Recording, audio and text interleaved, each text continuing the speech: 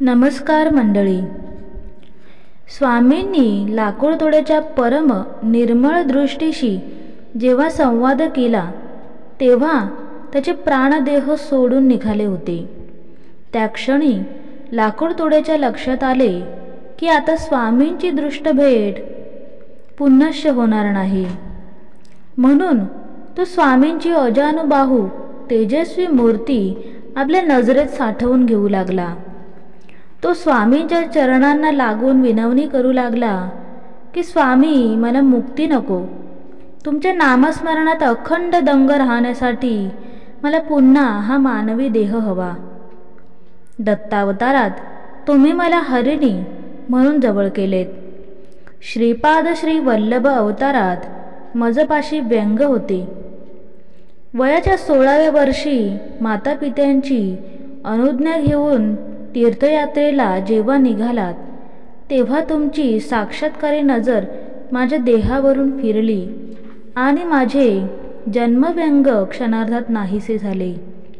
मी तेजपुंज झालो. तेव्हा सुद्धा मी तुमच्याच नामस्मरणात होतो.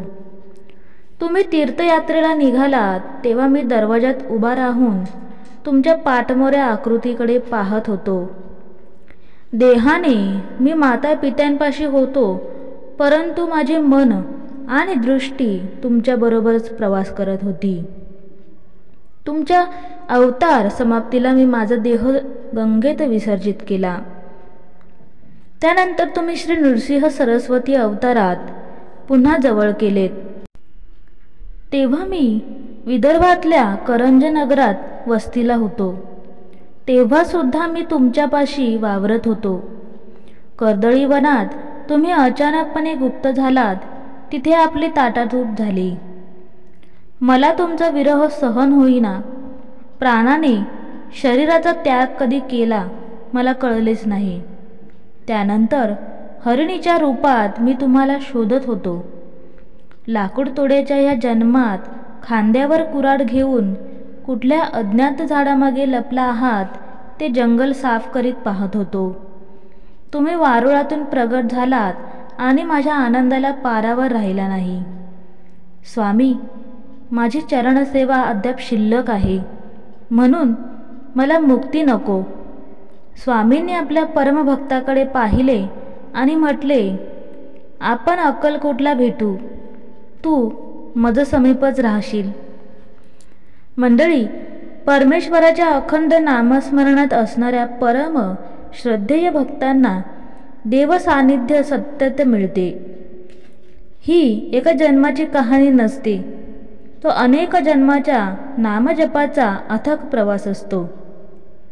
अशा परमभक्ताने केवळ स्वामींच्याच अवतारी स्वरूपात तल्लीन होऊन राहावे.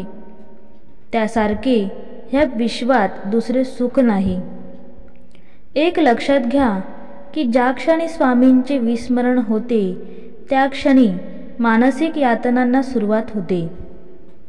तेव्हा धावून येतात ते स्वामी समर्थ. त्यांचे पुन्हा नामातून दर्शन होते.